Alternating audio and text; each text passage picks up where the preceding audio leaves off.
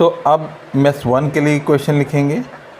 Mess 1 के लिए equation लिखेंगे तो ये हो जाएगी +6, यहाँ से आए +6 -3i1।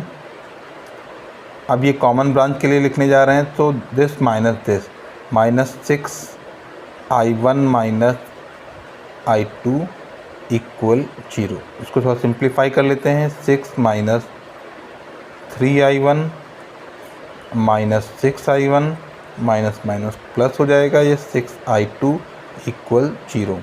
तो ये हो जाएगा 6 -9i1 + 6i2 = 0। तो इसी को और आगे बढ़ा देते हैं तो ये हो जाएगा 3 + 3 से कैंसिल कर देते हैं, +3i1 -2i2 और ये हो जाएगा = 3 इसमें कैंसिल आउट कर दिया, ये 2 हो गया, ये 3 हो गया, ये 2 हो गया और माइनस से मल्टीप्लाई कर दिया तो ये इक्वेशन आ गई। सिंप्लीफाई कर दिया है, सिंपल आप किसी भी तरीके से कर सकते हैं इसमें। अब कोई इसमें कॉमन टर्म है नहीं जो कि और कैंसिल आउट किया जा सके, तो अब मेश 2 ले लेते हैं। तो देखिए जब हम मेश 2 के लिए इक्वेशन लिखेंगे तो इसमें एक ये करंट सोर्स भी इन्वॉल्व हो रहा है। तो आप ध्यान देंगे कि करंट सोर्स के केस में इसकी आउटपुट करंट दी होती है और केवीएल के केस में हमको हमेशा वोल्टेज कंसीडर होता है। ये ईएमएफ है, ये वोल्टेज ड्रॉप है, ये भी एक वोल्टेज ड्रॉप है। तो केवीएल इक्वेशन में हम हमेशा वोल्टेज ड्रॉप कंसीडर करते हैं, लेकिन इस ब्रांच का या करंट सोर्स का केवल करंट दी होती, कभी भी वोल्टेज हमको दिया नहीं होता है। इस वजह से जिस केस में करंट सोर्स, जिस मेश में करंट सोर्स कनेक्ट होता है उस मेश में हम केवीएल अप्लाई नहीं करते हैं। तो अब हम इस मेश में अप्लाई नहीं कर सकते, तो हम मेश 2 और मेश 3 को कॉमन कर लेते हैं। इसको सुपर मेश भी कहते हैं। मेश 2 और मेश 3 को हमने कॉमन कर लिया है। तो अब इस कॉमन मेश में कैसे हम इक्वेशन लिखेंगे इसको थोड़ा सा समझ लेते हैं। ये एक आपके लिए केस स्टडी हो जाएगा। तो अब हम इसको अगर इक्वेशन लिखना चाहें तो कहीं से भी स्टार्ट करते हैं। Let's start from this 6। तो ये रेजिस्टेंस इसके लिए माइनस लगा दिया हमने 6। अब यहाँ पर I2 करंट माना है तो जैसे हम नॉर्मल लिखते हैं वैसे ही लिखेंगे, this minus this current, I2 - I1। अब हम यहाँ पर I2 करंट इसलिए I2 मानेंगे, -2i2। ध्यान दीजिएगा। अब यहाँ पर I3 थी तो अब हम I3 लेकर के ही चलेंगे, -1 × I3, क्योंकि सेपरेट ब्रांच है मेश 3 के लिए इसलिए केवल I3 करंट है, माइनस रेजिस्टेंस है इसलिए माइनस है तो -1 × I3, ये -3 × I3 = 0। तो जहाँ पर जो करंट है उसको हमने वहीं पर लिखा, बस हम इस मेश में नहीं, इस ब्रांच में नहीं आए, हम इस पूरी मेश में हम मूव कर गए। तो इस मेश 2 और मेश 3 को हमने कंबाइन कर लिया। तो जिन दो मेश के बीच में करंट सोर्स कॉमन है हमेशा उसको हम कंबाइन करके इक्वेशन लिखते हैं, सुपर मेश बना करके इक्वेशन लिखते हैं। इसको हम थोड़ा और सिंप्लीफाई कर लेते हैं। हो जाएगा -6i1 +6i2, ये I2 है, I2 -2i2 माइनस ये एडअप हो जाएंगे, -4i3 = 0। तो I1 का और कोई टर्म नहीं है इसलिए -6i1, I2 ये हो जाएगा 4 + 4i2 -4i3 = 0। 2 कॉमन है तो 2 हम कैंसिल आउट कर सकते हैं जिससे कैलकुलेशन कम रहेगी। तो ये हो जाएगा -3i1 + 2i2 -2i3 = 0।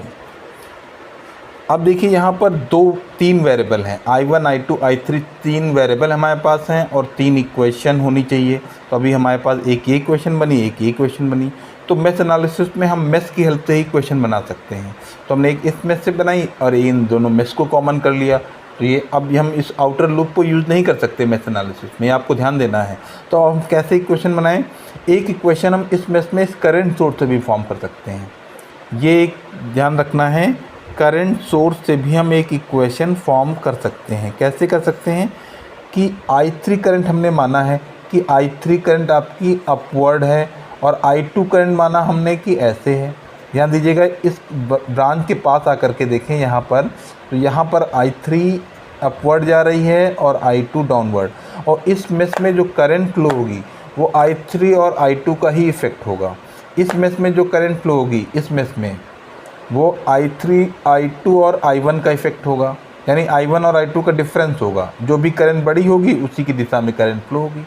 वैसे ही इसमें I3 और I2 का इफ़ेक्ट इसमें होगा, यानी I2 और I3 का डिफरेंस इसमें फ्लो होगा। जो भी करंट बड़ी होगी उसी की दिशा में करंट फ्लो होने लगेगी। तो लेकिन हमको यहाँ तो पहले से ही दिया हुआ है कि इसमें करंट अपवर्ड फ्लो हो रही है और 3 एम्पियर है। तो यहाँ से हम एक इक्वेशन फॉर्म कर सकते हैं कि upward current, actual current upward flow हो रही है, इसका मतलब I3 के डायरेक्शन में करंट फ्लो हो रही है। इसका मतलब जो करंट इसमें है वो है I3 minus I2। I2 downward है, I3 अपवर्ड है और एक्चुअल करंट अपवर्ड ही है, यानी I3 के डायरेक्शन में, इसलिए I3 minus I2 equal to 3 ampere. ये हमारे पास एक और इक्वेशन आ गई। तो इस तरीके से हम तीसरी इक्वेशन बना सकते हैं। ये चीज़ आपको विशेष ध्यान देनी है। अब इन तीनों की हेल्प से हम इसको सॉल्व कर सकते हैं। तो जैसा आपको दिख ही रहा है ऊपर कि अगर हम 3 से मल्टीप्लाई कर दें इसमें, तो ये I1 और I2 के फॉर्म में कन्वर्ट हो जाएगी। तो अगर 3 से मल्टीप्लाई कर देते हैं इसमें, ये 3 हो जाएगा, ये 3 हो जाएगा और ये 3 एम्पियर है तो ये 9 एम्पियर हो जाएगा।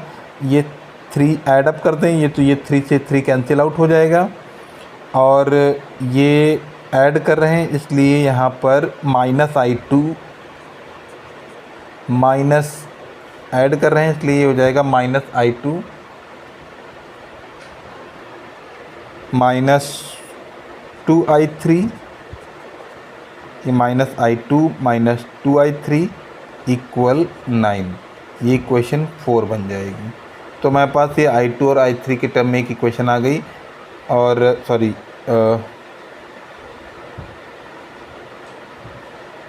गड़बड़ हो गई है यहाँ पे थोड़ा सा, इसलिए इसको तो हमने ये इरेज करके सारी चीज़ें मेश की इक्वेशन अलग से लिख ली हैं, क्योंकि यहाँ पर ये मेश ये स्पेस नहीं था, इस वजह से हमने अलग से इक्वेशन लिख ली है। अब देखिए इन 3 इक्वेशन को हमको सॉल्व करना है। 3 इक्वेशन को कैसे सॉल्व करेंगे, ये लीनियर इक्वेशन है तो इसको हम सॉल्व करेंगे। जैसे मान लीजिए यहाँ पर हम ये I1 और I2 के टर्म में है, ये I3 और I2 के टर्म में है। तो यहाँ से I3 रिमूव कर दें तो I1 और I2 के टर्म में आ जाएगा। तो इसको हम 2 से मल्टीप्लाई कर दें अगर हम, तो ये बन जाएगी 2I3 माइनस 2I2 इक्वल 6 बन जाएगी। तो अब इसको हम अगर इससे मेश 2 से सब्ट्रैक्ट करें तो मेश 2 की इक्वेशन है 3I1 minus 4I2 minus 2I3 equal 0। सो I3 ये है प्लस 2I3 और I2 है माइनस 2I2 इक्वल 6। अब यहाँ पर इसको अगर हम ऐडअप कर दें तो जो है ये हो जाएगा माइनस 6I2 इक्वल 6 हो जाएगा और 6 से 6 ये हो जाएगा आपका कैंसिल आउट हो जाएगा। तो I2 की वैल्यू आ जाएगी -1, I2 -1 आ जाएगा। अब इस I2 को अगर हम इसमें रिप्लेस कर दें तो 3I1 माइनस ये हो जाएगा प्लस 2I2 इक्वल 2। तो I2 2 से 2 कैंसिल और I1 की वैल्यू आ जाएगी 0। और I3 क्योंकि हमको 3 ओम रेजिस्टेंस में करंट निकालनी थी तो हमको I3 बेसिकली निकालनी है। तो अब हम इन दोनों को I1 और I2 की वैल्यू को अगर हम इसमें रखें तो ये हो जाएगा, तो ये 3I1 की वैल्यू 0 है। तो इस इक्वेशन में अगर हम रखें I1 की वैल्यू 0, I1 की वैल्यू अगर हम इसमें रखेंगे तो ये 0 हो जाएगा। I2 की वैल्यू प्लस 4I2 हो जाएगी और ठीक है, ये यहाँ पर हमने रखा, ये 0 टर्म हो गया और ये हो गया +4 और -2I3 इक्वल 0। तो ये हो जाएगा I3 की वैल्यू हो जाएगी, ये +4 हो गया है तो I3 की वैल्यू हो जाएगी 2 एम्पियर। तो इस तरीके से ही हमने सर्किट को सॉल्व किया है कॉमन ब्रांच में जब करंट सोर्स कनेक्टेड है। अगर यही करंट सोर्स सेपरेट ब्रांच में कनेक्ट होगा तब कैसे सर्किट इक्वेशन लिखेंगे, आइए उसको समझते हैं।